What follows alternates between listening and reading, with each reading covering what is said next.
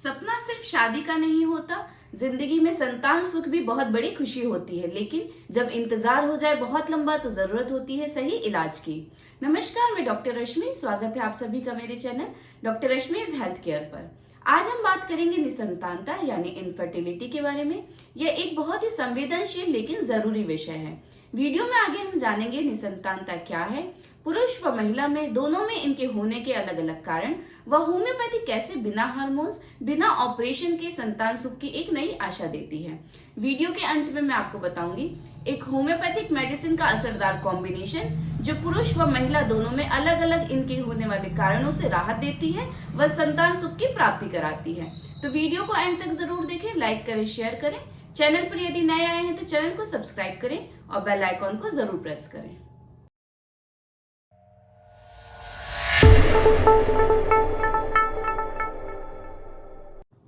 तो चलिए समझते हैं सबसे पहले इनफर्टिलिटी होता क्या है।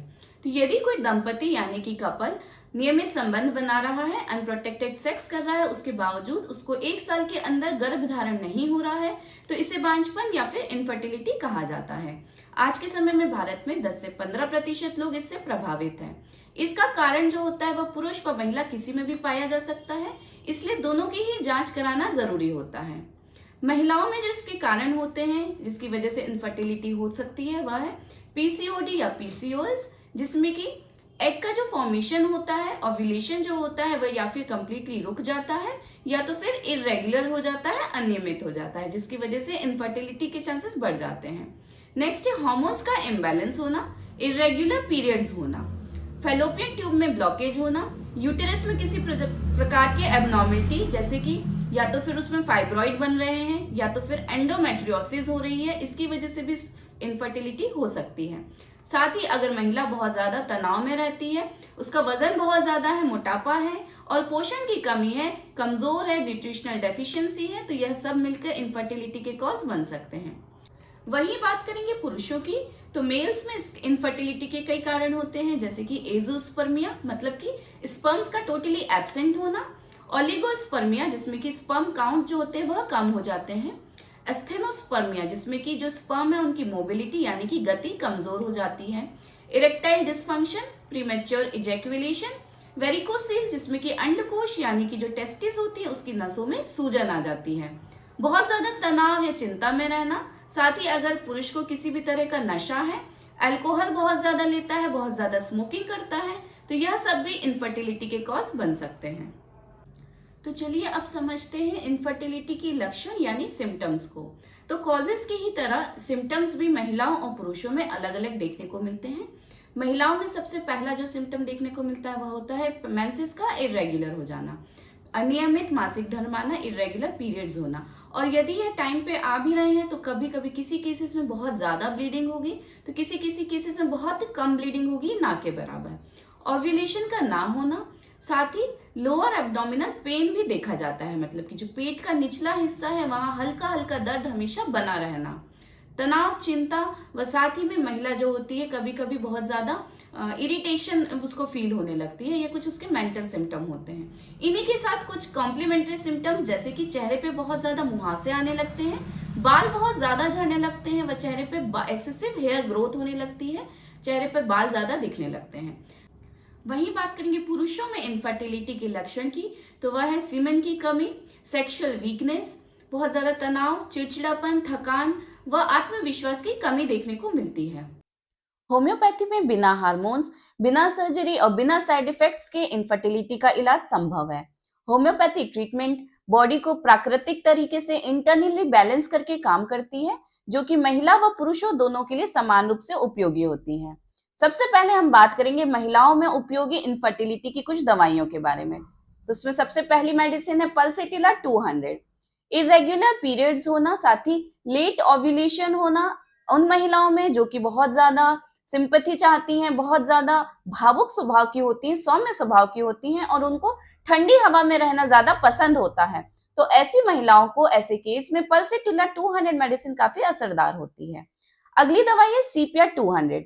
अगर मेंसेस बहुत ज्यादा इरेगुलर हैं, इसके पीछे कॉज है कोई हार्मोनल इम्बैलेंस होना जिसकी वजह से लेट ओव्यूलेशन हो रहा है और महिलाओं में कुछ अलग सिम्टम्स देखने को मिल रहे हैं, जैसे कि चेहरे पे बहुत ज्यादा मुहासे आना, बालों का एक्स्ट्रा ग्रोथ होना फेस पे, बाल झड़ना। तो ऐसे केसेस में सीपिया 200 मेडिसिन बहुत इफेक्टिव मेडिसिन है।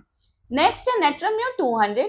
जब किसी भावनात्मक तनाव के कारण, किसी मेंटल प्रेशर के कारण अगर महिला गर्भ धारण नहीं कर पा रही है, तो ऐसे समय में, ऐसी कंडीशन में नेट्रम्यो 200 मेडिसिन काफी असरदार होती है। अगली दवाई है ओवेरिनम 30। यह दवाई ओव्यूलेशन यानी ओवरी की जो कार्य क्षमता है, ओवरी की जो वर्किंग है, उसको सही करने में काफी हेल्पफुल होती है। खास करके जब महिला अगर पीसीओडी या पीसीओएस से ग्रसित हो, तब यह दवाई काफी असरदार होती है। अगली मेडिसिन है फॉलिक्यूलिनम 30। यह ओव्यूलेशन को मेंटेन करती है, सही समय पे ओव्यूलेशन कराने में काफी हेल्पफुल होती है। नेक्स्ट मेडिसिन है कैलकेरिया कार्ब 200। इरेग्युलर पीरियड्स है, खासकर उन महिलाओं में जो कि बहुत ज्यादा फेयर है, फैटी है, फ्लैबी है, मतलब कि ऐसी महिलाएं जिनकी पर्सनालिटी में मोटापा ज्यादा दिख रहा है, और मोटापा भी स्पेशली थोड़ा सा थुलथुला वाला, तो ऐसे में कैलकेरिया कार्ब 200 काफी असरदार दवा होती है। कुछ होम्योपैथिक मेडिसिन ऐसी हैं जो पुरुषों के इनफर्टिलिटी केस में काफी हेल्पफुल होती हैं, जैसे कि सबसे पहली मेडिसिन सेबर सरिल्टा क्यू। यह जो मदर टिंचर होता है, यह सीमेन की क्वालिटी को इंप्रूव करता है, जो आपके स्पर्म्स है उनकी मोबिलिटी को ठीक करता है। नेक्स्ट मेडिसिन है agnus castus Q. Sexual weakness, sexual debility के केस में यह काफी इफेक्टिव मेडिसिन है।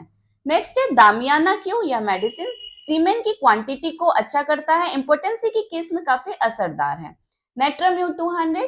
यह मेडिसिन अगर किसी एडिक्शन की वजह से कोई केस बिगड़ा है, कोई नशे की हाल का अगर उसको लत लगी हुई है, ऐसे केसेस में यह मेडिसिन काफी असरदार है। नेक्स्ट है बायोकेमिक नंबर 28। यह मेडिसिन हार्मोन्स के इम्बैलेंस को ठीक करता है। अब हम बात करेंगे कुछ ऐसा जो मैंने बताया था कि होम्योपैथिक मेडिसिन का असरदार कॉम्बिनेशन है, तो वह है आरईपीएल कंपनी का ड्रॉप नंबर 41 स्टर्लिन एफ। यह जो ड्रॉप है महिलाओं में इनफर्टिलिटी के कारणों को ठीक करता है।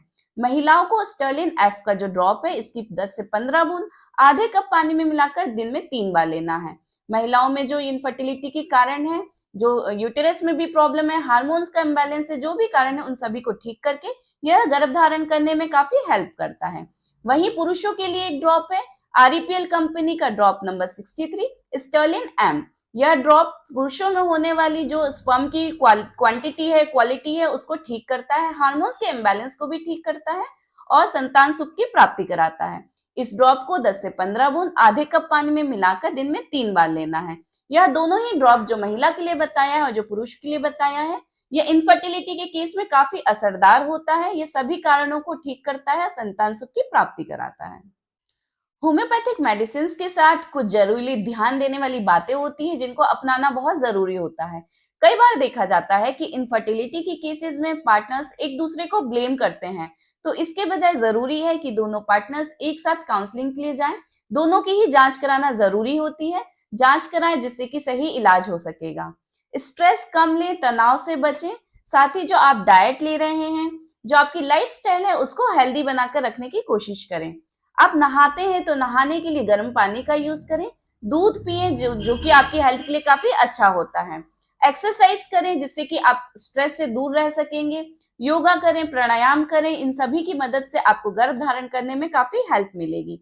निसंतानता कोई अभिशाप नहीं है, यह एक ट्रीटेबल कंडीशन है, मतलब इसका इलाज संभव है यदि सही समय रहते आपने इसका कारण पहचान लिया और सही इलाज अपना लिया।